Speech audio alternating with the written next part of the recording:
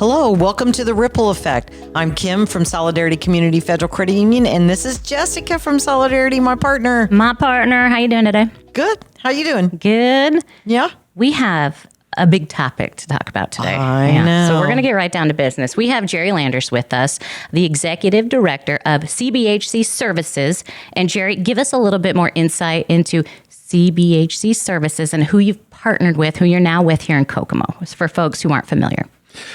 So I work with Jane Pauley, but I'm the Executive Director, CEO of Turning Point Systems of Care, which you might be more familiar with. Jane Pauley is a federally qualified health center, which is a term that most people don't know, but they were created back in the 60s. Basically, FQHCs provide access to health care, and their primary focus is primary care, so those basic needs. Jane Pauley itself has a behavioral health component, and when this opportunity for Turning Point to bring those special FQHC funding into this recovery world happened, they sort of moved me into this position. So kind of a big thing, right? This is new. Yeah. Nationally, you are seeing federally qualified health centers and community mental health centers partner at a greater rate than ever before because there's this new concept called CCBHC, Certified Behavioral Health Clinic. January 1 of this year, the state of Indiana started their pilot program for CCBHC, and it's a big deal. It's the first time in my lifetime that the behavioral healthcare system has changed. But this Jane Pauley Turning Point collaboration is an effort on Jane Pauley's part to participate in that CCBHC process. Do you feel at this time, or maybe last year or just recent, that this has been the most challenging? Oh, well, it depends what you're talking about. If you're talking about Turning Point's transition into Jane Pauley, that's been very challenging. As it would be, right? Yeah. Anytime you have a marriage, you always learn that, I joke that, hey, I didn't know I folded the towels wrong till I got married. I didn't either. Same. But that was my real marriage, So with the partnership between Turning Point Systems of Care and Jane Pauley, is the vision going to change at all from what we're familiar with Turning Point? How will that evolve? I hope it will evolve significantly. Turning Point has done a great job of addressing gaps in this addiction service area for the local community. But there's a next evolution to that. Just like when we were talking about earlier, primary care and behavioral or health and addiction services need to go hand in hand. I don't know who it was that separated them 100 years ago, but they didn't know what they were doing. I agree. And really one of the things that is most evident of that is we have people who are dying today, not because of their addiction, but because of untreated primary health care issues. So one of the things that happens when you're in addictions and still in recovery is that's your life, and you don't focus on anything else. So you have Hep C and you don't know it. You've got untreated diabetes. You've got a heart condition, a liver condition. I mean, addictions is hard on you, right, physically, but those things don't get treated. Then on the other side of this, and this is not an indictment on our healthcare system, but the opiate epidemic has really conditioned our providers. You go to an emergency room right now, and the first thing they're going to think is drug seeking. It's just natural because more than half of the people who come in are drug seeking. I would like to mention something. I was in a car accident a few years ago, and I fractured my vertebrae. And they gave me like 2 pain pills at the hospital. But the lady said, did you fracture your back before? And I said, no, this is the first time. And she said, are you sure? And I think she was probably checking to make sure that I wasn't drug seeking, and I wasn't. Right. Yeah. And it's something that I think the healthcare providers deal with every day. That seems like a lot of stress. It's hard to look past that when you're a healthcare provider and you see somebody who's an addict or somebody who's mentally ill. It's hard to get past that. And really, when you're talking about primary care, a big chunk of that process is the interview, the interaction between the physician and the patient. And asking the right questions and you articulating what's going on. And when you've got that lens of addictions or mental health, that skews it and it causes problems. And we believe in recovery. We believe that you can recover from a heart attack, you can recover from diabetes, you can recover from addictions, you can recover from schizophrenia, but you can't if you're dead. And I know that's a Sounds like an awful statement, but it's the reality that we have today is that people are dying. And so we've got to integrate those primary care services back into it. And that means you can't do it in a 15-minute standard primary care session. On average, nationally, a physician spends about 8 minutes with a patient. We need a lot more time, and we need that supported with real-time behavioral health support and addiction support. So what we're going to create is a transdisciplinary team. It's a term you may not have heard before. I have not. Transdisciplinary is slightly different than multidisciplinary. Multidisciplinary is when you bring all these different providers together and they're working with individuals in real time. Transdisciplinary is when, okay, the pharmacist is teaching me something, I'm learning that. The therapist is teaching me something, my practice is evolving. And so you're that discipline, that group of team, they're learning from each other. They're transforming. So transdisciplinary is the term I like to use, and that's where we're going.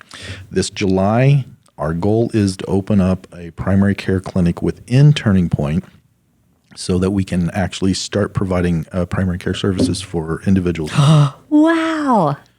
That's awesome. That is great. Okay, so when you say for individuals, everybody?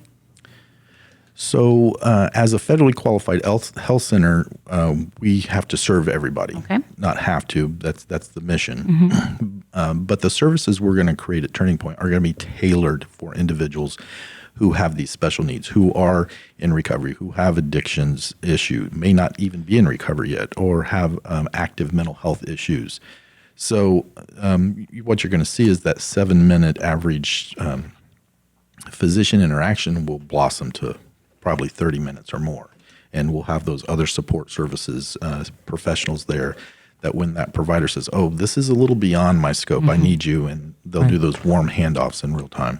Oh, that's great. A warm handoff. What a nice way to look at that, too. I know. And to make sure to take good care of people start to finish and forever. That's that'll be amazing. Yeah. I want to pick your brain a little bit, Jerry, because it seems like you obviously have a lot of history in this area. What made you want to get into this field? So when I'm a Desert Storm Desert veteran, and when I came back from that, I was going to be a cop. I told my wife I was going to be a lawyer, but I just wanted to be a cop. And I had a hard time transitioning into civilian world after that. That first year, I was hired and fired 7 times. And my wife, who had just married, said, I'm sorry, but you have to have a job. And she was studying psychology at Ball State, and she's working at a local community mental health center. And she said, they will need you. They'll train you. They need people in the residential program. Everything I knew about behavioral health was based on TV, so it was all wrong. And when she said that, I was like, absolutely not. I am not doing that. Well, I married a little Irish girl, so eventually I did exactly what she wanted. Despite the fact that I sabotaged every chance I got, they still hired me. And the most amazing thing happened. All those other jobs, I was just trading dollars for hours. And I found out something that was missing.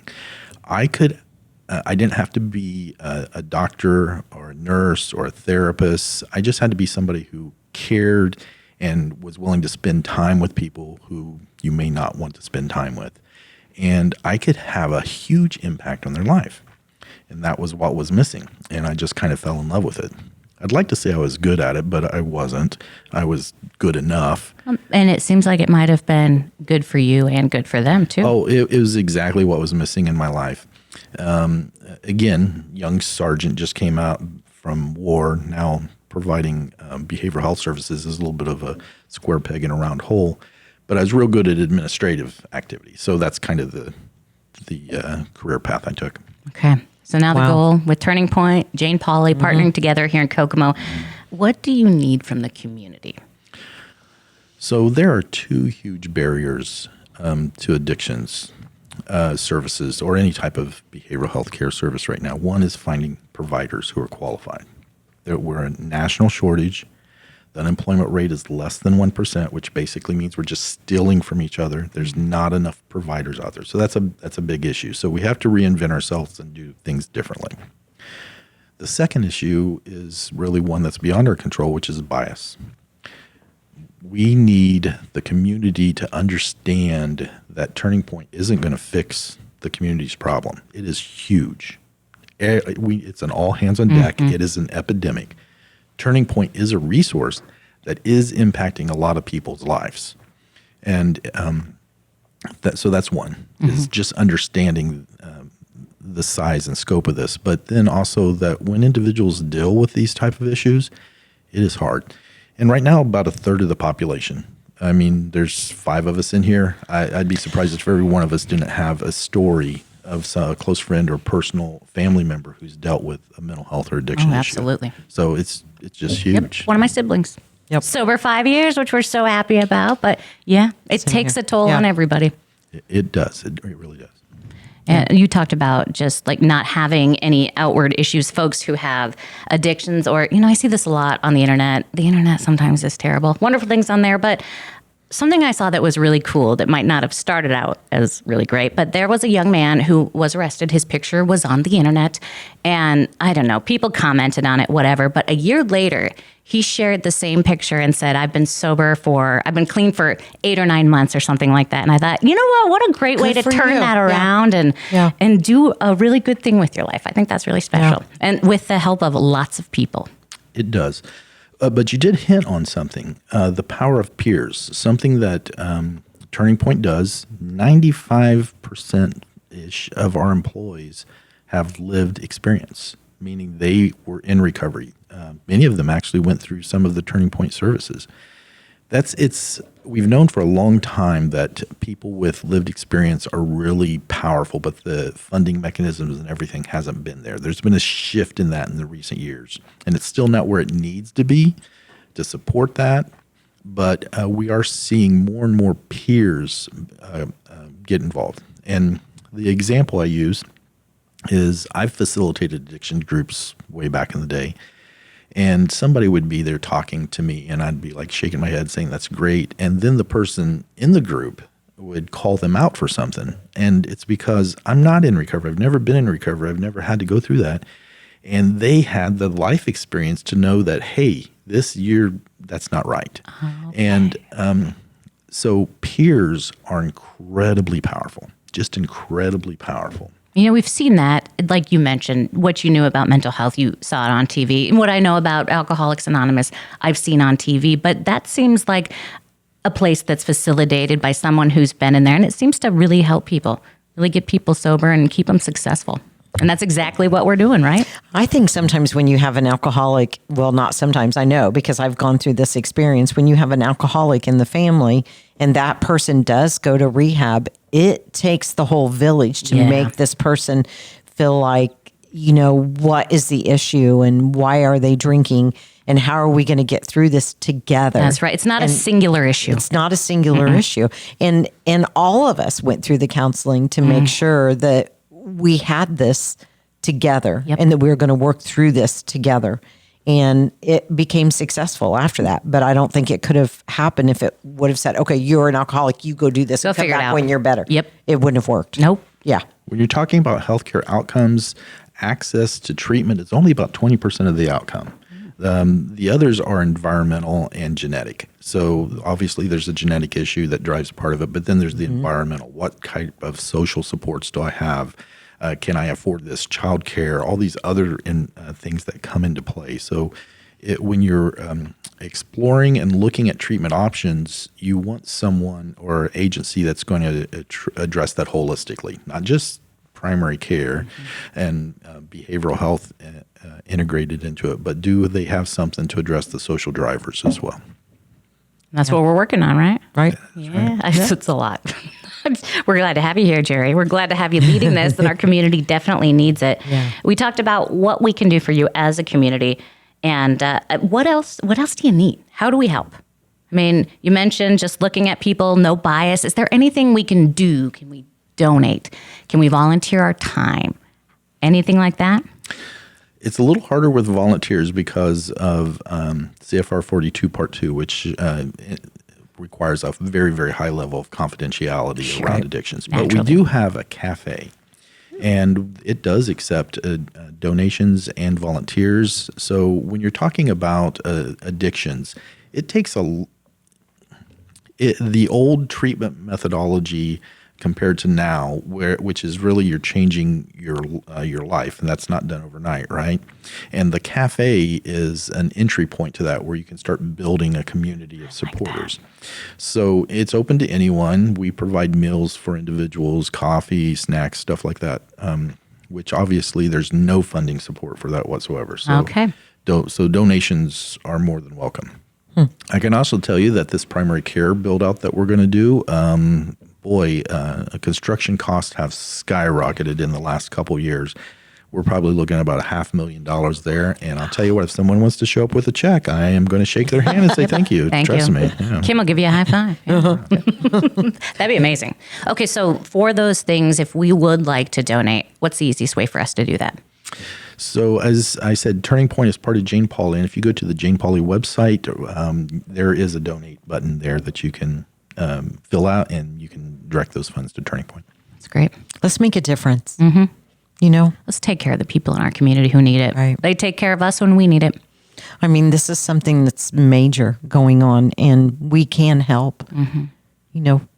Why not? Let's be a part of it. That's our future. It is. It definitely is. And we talked about addiction, not just affecting the person that is currently in the throes of addiction. I mean, people have kids, parents, siblings that are affected, and it just feels like it's just this broad effect on everybody. And that's frightening. Where do people go if mom or dad is in active addiction?